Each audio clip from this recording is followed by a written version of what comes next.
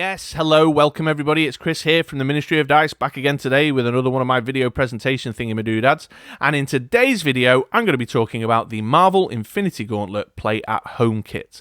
In fact, specifically talking about combo and brew ideas that I've had around the cards that are inside this small set. A local play group here in the UK that I sometimes get together with, they did a theme night recently where everybody had to use one of the cards from this set in their team. I started doing some brewing, but sadly I wasn't able to play with the guys. However, I didn't want all those brewing ideas to go to waste, so I thought I'd make a quick video out of it. So here I am making a quick video out of it. So we're going to take a look at the cards that are in the set, and I'm going to share some of the wacky ideas, some of the crazy brewing ideas for the team that I started playing around with before I realised I wasn't able to play in the event. So there you go, there's the theme. It's going to be a long one. I'm going to be going card by card around some combos, so strap in folks, make sure you've got the time available to sit with me through this video. But let's get into it, and let's start by talking a little bit about what the set is, in case anyone watching right now doesn't know what the set is. So for many years, Wizkids have produced what's called OP kits, organised play kits. These are small 3-card sets that are available for local gaming stores to pick up and use for promotional activity or as prizes for smaller local level events. And because of the pandemic, the Wizkids were aware that the stores weren't able to run these smaller events, so they made this most recent set, which is Spider-Man themed, hence all the Spider-Man imagery on the screen. It was Spider-Man themed. They made it available to purchase direct by the consumers, either from their website, from the Wizkids store, or you could order it through a friendly local gaming store. In fact, I'll put the link for the Wizkids store down in the description below if anyone's interested in getting a set for themselves who hasn't already. And it was made up of 3 cards, so let's talk about those cards. The first is this one here, Spider-Man Wallcrawler of Forest Hills. He's a 4-cost fist, Spider Friends affiliation, and he reads, the first Spider-Man die you purchase each game costs 1 less. And he has the recruit keyword, and what recruit is, when this die damages an opponent with combat damage, move a psychic die from your use pile, reserve pool or prep area into the field on its level 1 character face. Although to be clear, Spider-Man is specifically recruit sidekick. There are other recruit cards that can recruit other types of dice. This is just what this Spider-Man specifically does. The second card in the set is Typhoid Mary, Violent Tendencies. She's a 5-cost cross energy.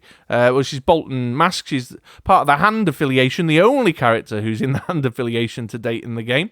And she reads, Energize. Your sidekick character dice and hand-affiliated character dice get +2 attack and Overcrush at the beginning of the attack step. And then the third and final card was a basic action called Slingers. It's 5 cost, and this reads, at the beginning of your attack step, your opponent chooses one of your character dice that can't attack this turn.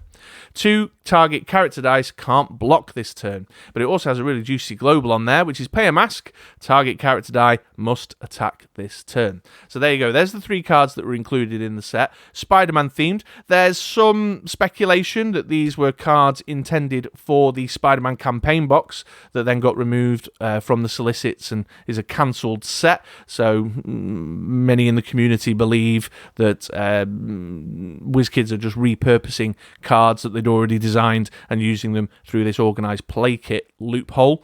But there you go, there's the set. And so I got into some brewing with these and thinking about which of these I might use, but because I'm that kind of guy, I started making teams out of all 3. And the one that got my juices going probably the most was Typhoid Mary. This idea of giving your sidekicks and hand character dice the +2 attack buff and the overcrush. That seemed the most attractive to me. It's kind of win conditiony right out the gate, whereas perhaps the other 2 are a bit less win conditiony on the surface. I like the idea that she applies her buff and the overcrush game text to hand affiliated character dice, so she gives it to herself. And the idea that she could just buff up loads of sidekicks and make them like really suddenly become menacing seemed attractive to me. And she's max dice 5, so you can get a few of her out in the field and have a couple in rotation doing their energize thing. So this is the one that got my juices flowing the most. The first thing that occurred to me was that is the purchase cost and the fielding cost. She's a 5 cost to buy, so for a win condition it can be quite expensive if you want to move quickly. And that fielding cost of 2 at her level 3 is pretty painful if you're intending on getting getting a couple out in the field, so that you can use her game effect on herself. So I looked at some rampy cards to begin with. Everybody looking at a mask character is naturally going to look at Asuka, the Empress of Tomorrow, who discounts mask characters by 2, making the Typhoid Mary cost 3, although still a bit of a challenge because you have to use a bolt and a mask to get her. And then Yawning Portal, the Adventurous Clientele, for the free fielding element. But also, further to that, is a cheap mask character and a cheap bolt dice that I can get rotating around to help me with the purchasing of Typhoid Mary as well. So get an Asuka nice and early, get a Yawning Portal nice and early, use them in the first instance, Asuka to discount Typhoid Mary, and then Yawning Portal to get your Typhoid Marys fielded for free. I want a couple in the field, maybe 2 to begin with. So I'm playing a long game with this team. But also then I've got masks and bolts rotating around so I can afford to buy more Typhoid Marys and just go crazy. First thing I wanted to address, right, I'm going to focus on making my Typhoid Mary not only the win condition in terms of her energize effect, but also a character that could be used to benefit from that energize effect, especially because I want her on level 3 for that bigger, beefier attack stat. So there's Typhoid Mary's kind of ramp sorted. Next thing I want to do is make sure I've got some sidekicks too to benefit from that energized game text. And there were sort of 2 approaches that I was toying around with. Got the Collector here with his global, pay a mask once per turn, field a psychic die from your use pile, and then Instant War, the basic action, which lets me draw 3 dice from my bag and field them. The nice thing about both of these, although Instant War perhaps more so than the Collector, is that it would encourage my opponent perhaps to, the Collector would encourage my opponent to perhaps field sidekicks themselves. Instant War forces them to field sidekicks, so there's a field of characters for me to overcrush into, specifically the sidekicks there. So not only do these 2 help me in the sense of getting me my sidekicks out so that I can use the stat bump and the overcrush from Typhoid Mary on them, but also Instant War would allow me to force my opponent to have some blockers that I can overcrush against. One of the best ways of dealing with overcrush in my experience is just to let it through sometimes, unless it's enormous, but just to let it through and get it out your face for a little while. So I've got my ramp sorted, and I've got a way of generating sidekicks sorted so that I can make the best use of that energized game text. But sidekick-centric stuff has got loads of fun bits and bobs, and I was looking at a couple of other cards to add a bit more flavour or do something a little bit more with the team. One thing I thought about is, can I make those sidekicks even more threatening, even more scary as a set of overcrushing terrors storming down the field? And so I looked at this pair. Charlotte Flair, the Queen, she gives sidekicks another +1/+1. And then you got your Batman here, who gives sidekick characters +2 when they're attacking. Now, I probably wouldn't have gone with both, just the same way as I probably wouldn't have gone with both on Instant War and the Collector, but these were kind of in my shortlist, thinking, can I do more with the sidekicks? I'm going to focus on Typhoid Mary, use her to apply her effect to herself. However, let's also not mess around. Let's take advantage of the fact that she applies her game effect to sidekicks too, and let's see if we can't really amp up the attack stats on those sidekicks to make them increasingly threatening.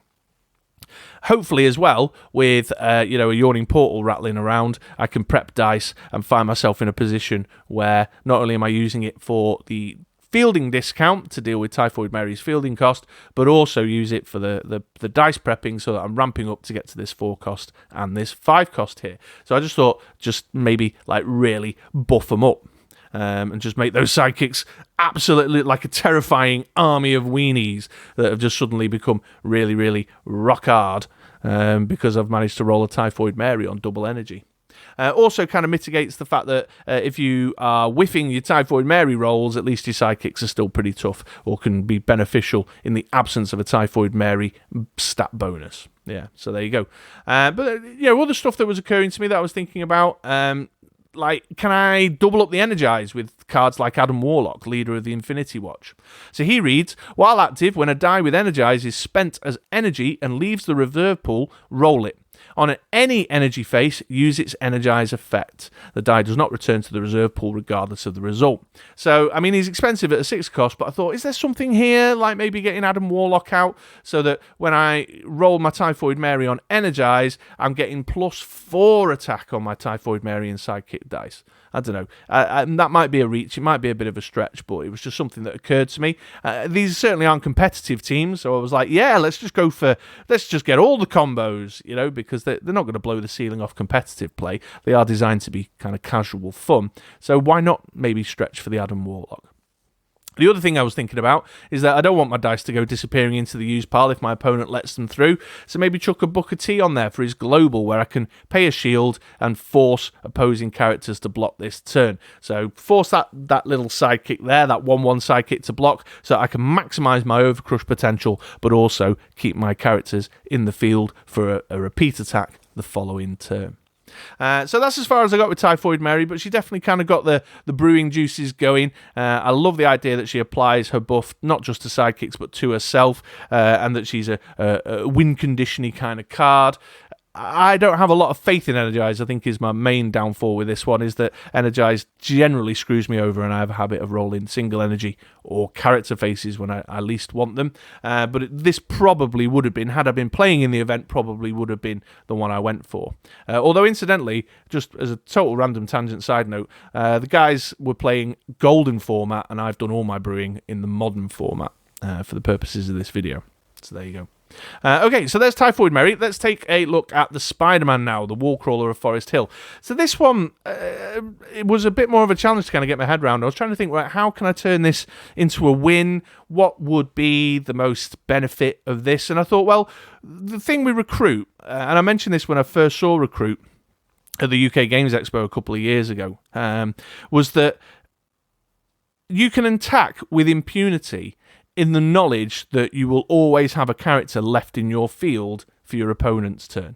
So if I wanted to just really go attack step crazy and attack like a madman, this character would actually be quite a nice one to use, because if my opponent blocks him, the Spider-Man, in the large majority of instances with those stats, would stay, although not necessarily always. But if they don't block him, he goes through and does damage. I'm pulling a sidekick out my use pile and dropping it in the field as a blocker for their turn. Not only that, but you can get one cheap nice and early with a discount of 1, and he's max 6 dies, so I can just really load up an enormous scary army of Spider-Men that I can just attack with impunity, just go crazy, throwing them across the field into the attack zone, and generate sidekicks off the back of it to serve as blockers, or for other purposes, which I'll talk about in a second, in my opponent's turn or in my next go.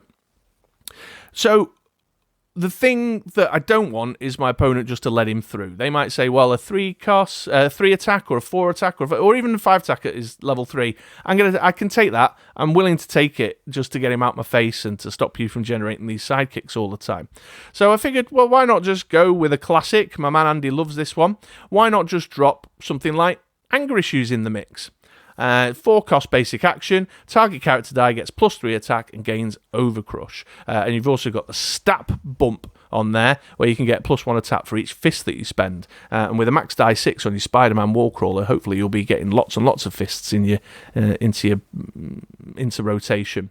So nice and straightforward, just really clean. Get a Spider-Man out or 2, buy an Anger Issues, throw the Spider-Man down the field like a maniac, and even if they block the Spider-Man with a weenie, so the damage doesn't go through, use Anger Issues to give it Overcrush to guarantee that your Spider-Man is A, doing damage to your opponent, and B, recruiting those sidekicks for you to then just start building up that wide wall field that you're going for of Spider-Men and sidekicks.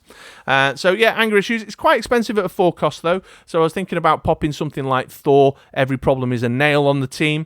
He's got a tune, which may prove useful if I can ramp up to him, but if I'm planning on using Anger Issues frequently in the gameplay. But the global there, pay a bolt once per turn, the next action die you purchase this turn costs 2 less, so just a little bit of global help to get that Anger Issues bought up for cheap. But then I was thinking, well, you know what, if I'm generating loads and loads of sidekicks as a result of this, if I'm just going to attack with impunity with over-crushing Spider-Men and generate loads and loads of sidekicks, just recruit all these weenies in, then maybe I want to do something with that. So I was looking at things like Mankind, the Deranged.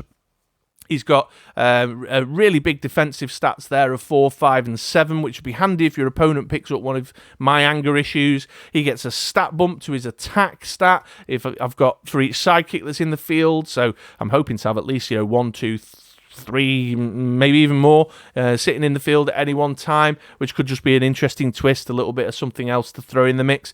I also wondered about this guy, Professor X. He went on my short list. To me, my X-Men.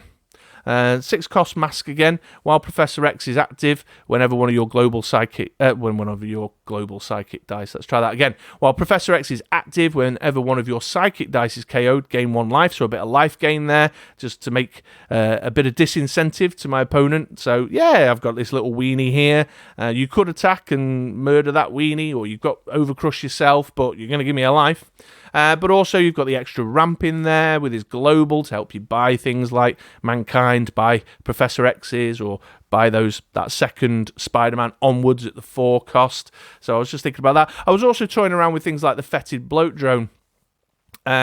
So his game text is fine, but I was looking at the global here. Pay a shield once per turn on your turn. Sacrifice a sidekick character die. If you do, draw and roll 2 dice. So just thinking about getting sidekicks back into my use pile, back into rotation. If I'm struggling, if I've filled my field too much with sidekicks and I haven't got enough spending power, but also to churn and get stuff through a lot quicker. And the Fetid Bloat Drone here is also another character with nice, beefy arse on him, so that he could serve as a blocker if my opponent decides to then start grabbing my anger issues and punishing me with it, So yeah, these were just sort of some ideas with the Spider-Man. This was probably the most challenging to brew around. As I say, the only benefit I can see in Recruit is that it guarantees that you've always got a dice in the field for your opponent's turn, so you're not leaving yourself wide open early game for any nasties to come back at you if you want to attack a lot. You attack with your Spider-Man, he gets blocked. Okay, he may get KO'd, but with his stats in the early game, it's likely that he's going to go back to the field. But if he does go through and deal damage, then he's recruiting sidekicks, make him an overcrusher, and you've got the Spider-Man definitely getting your sidekicks, which then you can do things like use for your churn with the Fetid Bloat Drone, or use to buff up your Mankind. So yeah, a more challenging one to brew around, but still had a couple of ideas. I probably still would have gone with the Typhoid Mary over this one. But let's talk about Slingers, because I had a few ideas with this one, and the focus of my ideas with this one was with that Force Attack Global. Now, I for ages have been playing around with, and I know many of you out there have also been playing around with, the Silgar-Xanathar combo. You've got Silgar, Innocent Fish, 1 cost shield. When Silgar is KO'd by combat damage, you may prep a Xanathar from your use pile. But if Silgar is on his burst face, if Silgar is KO'd by combat damage while Xanathar is active, deal 5 damage to target opponent. And then you've got Xanathar, Spark. Until the end of turn, you may use a global ability for free. And then he's got the global, pay 1 once per turn. You may prep an NPC from your use pile. So you get your Silgars out, then you probably use something like Energy Field Global just to manipulate them to make sure they're sitting at level 2. So you've got the burst face on there. Get yourself a Xanathar in the field who's really serving no other purpose than to just sit tight and make your Silgars give them the damage dealing potential, and then use the Slingers Global to force attack into your Silgars, so your opponent is killing your Silgars for you and producing that 5 damage. When it works, it really works. I've definitely managed to use Silgar to great effect using a force attack global in the past, haven't I, Mike? But it also can go horribly pear-shaped if you don't get him on level 2, so you need to make sure you've got your Energy Field Global to do some manipulation of that there. But with 5 damage, just 4 dead Silgars with a Xanathar in the field will defeat your opponent. So you just need to force attack. Also, notice that the force attack global isn't limited to once per turn. So if you've got the masks, you can force a couple of opposing characters. And with Silgar's stats at level 1 and level 2 specifically, 001, 001, 002, you can just get your opponent to attack with sidekicks, little weenies, little insignificant characters, to make sure that your Silgar gets KO'd and deals that damage. And Xanathar there with his global and his spark could kind of help you move a bit quicker as well. Thinking about that spark and thinking about getting the Xanathar out nice and early, I was planning on using Atlantis, one of my more favourite kind of ramp cards at this moment in time. It's a 2-cost shield, and it says move any number of dice you roll during your roll and reroll step from your reserve pool to your prep area, and then on the burst phase you also get an additional dice prep. So I was just going to use that cheap action die there to get a big prep area fill done early doors, so that I can then roll 6 to buy the Xanathar and get him out in the field nice and early. But also it's got the added advantage of 2 faces on the dice with a burst face to trigger Xanathar's spark, which could then potentially get you using the Atlantis global for some sidekicks or the Slingers global for free, which I thought was a nice little bit of added value there. One of the risks with Slingers, though, if you're going to, for my Silgar Xanathar combo that I wanted to use with it, was the actual game text on the basic action itself. You're somewhat protected by the cost. At a 5 cost, your opponent may be less inclined to pick it up. But if they do, remember that it reads, at the beginning of your attack step, your opponent chooses one of your character dice that can't attack this turn. 2 target character dice can't block this turn. So they could force you to be in a position where you can't block with the Silgars that you want to block with. So I was kind of in my head thinking, well, if they do that, are there ways to just make the blocking decisions really awkward for them? And I was looking at stuff like Dark Beast, Human Experimentation, who's got Corrupt when he blocks. So I could just, mess around with my opponent's bag, or I was looking at maybe something like Plastic Man, where I can pay 1 so that he can block 2 characters, so that if my opponent uses my own Slingers game text against me and takes my blockers out of the picture, at least I've got someone still standing firm. I was looking at deadly cards as well to KO and disincentivize, but I'm open to suggestions on that one, guys, because I think I might do this is a team I might actually make and have a little play with for funsies.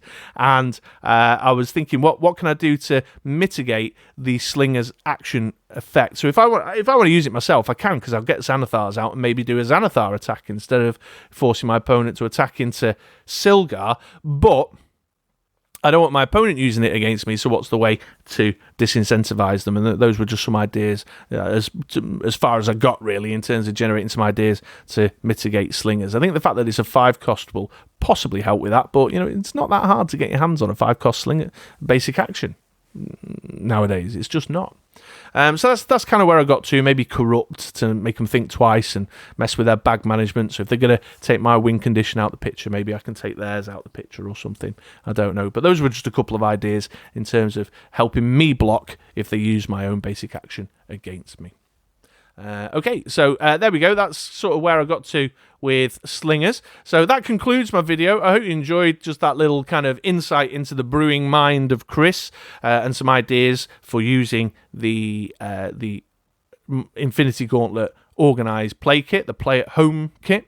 Remember, the link is in the description below. Also, drop in the comments, let me know what type of teams have you been making with these cards. That's just some examples of some teams I was working on in preparation for an event, but there's a bazillion more opportunities. I mean, certainly the sidekicky stuff on Typhoid, Mary and Spider-Man have a wealth of opportunity within them. Those were just the ones that caught my eye. I'm sure you guys have got some ideas out there too. Also, Golden, there's an incredible amount of opportunity to make great use of these in Golden formatted events as well. So let me know what you've been playing around with in Golden. But I'll wrap that up there. I'll welcome those comments, but I'll wrap that up there and say thanks very much for watching. I've been Chris, and I will catch you guys on another video, on a podcast, or over at BrickRoller6.com sometime soon. See you later, folks.